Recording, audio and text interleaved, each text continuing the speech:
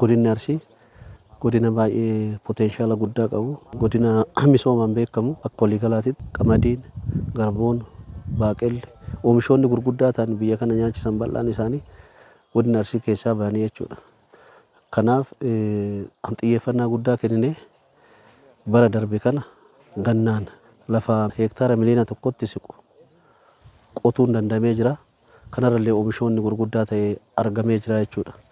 Kanaaf waliigalatti fudhattee olaaltu ganna qofa qotuu odoo hin ta'in bonalleen qonni qotee bulaan keenya bonalleen qotaa akka jiru jechuudha. Jallisii fayyadamu keessattuu bishaan cimmisuun, bishaan qorqoorroo irraa bu'uun, harvest gochuun, bishaan lagaa dabsuun, irrigeeshiniiwwan gurguddoo ta'e paampii fayyadamuun hojii jallisiitti irratti bal'inaan hojjennee jira jechuudha. Kanaaf bara kanallee waan nuu kenname parsantii 90tti siqu qotuun dandamee jira, faca'uun dandamee jira. Akkuma argitan yeroo ammaa kana sassaabbii irra jira jechuudha. Sassaabbii ga'ee jira, sassaabamee jira.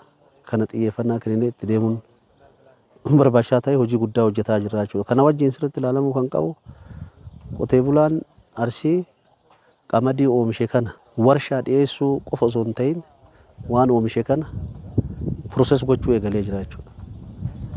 Asumatti buskuuta oomishuu, mokoroonii oomishuu, paastaa oomishuu, buskuuta garaagaraa oomishuu eegalee jira jechuudha. Kun akka salphatti waan laalamuu miti jechuudha. Kanaaf kallattiima akka waliigalaatti akka mootummaa naannoo Oromiyaatti kaa'ame kallattiiwwan gurguddoo fudhatame qonnaan bulaan keenya waan oomishe qusachuu, ka qusatirraa immoo liqeeffatu, ka liqeeffatirraa immoo investimentii akka ce'uu danda'u hojiin bal'aan naannoo kanatti hojjetamaa kan jiru ta'uu isaati. Qonna qofa odoo hin ta'in qotee bulaan keenya waan qote kanaan investimentiitti ce'aa jira akkuma jennee kaafne inisheetivii mootummaa naannoo Oromiyaati. Inisheetiiwwan gurguddoo PM keenyan gadi bu'an gurguddoo kan ta'an qotee bulaan keenya irraa fayyadamaa akka ta'u hirmaannaa ummataatiin, baajata mootummaatiin, badhaadhina maatiitiin kilaasteroota baay'ee ta'ame ijaaruun dandamee jira jechuudha. Godina Arsii magaalota xixiqqoo gara 68 qaba. Magaalota 68 kana keessatti kilaasterri ijaaramuu dandamee jira jechuudha. Aanaa 28 qabna. Aanota 28 qabnu kana keessatti kilaasterri ijaaramuu danda'ee jira. Kilaastera kana keessatti ijaaruun qofti galma waan hin ta'iniif lukkuun galeera. Furdisni galee jira. Horiin aannanii galee jira.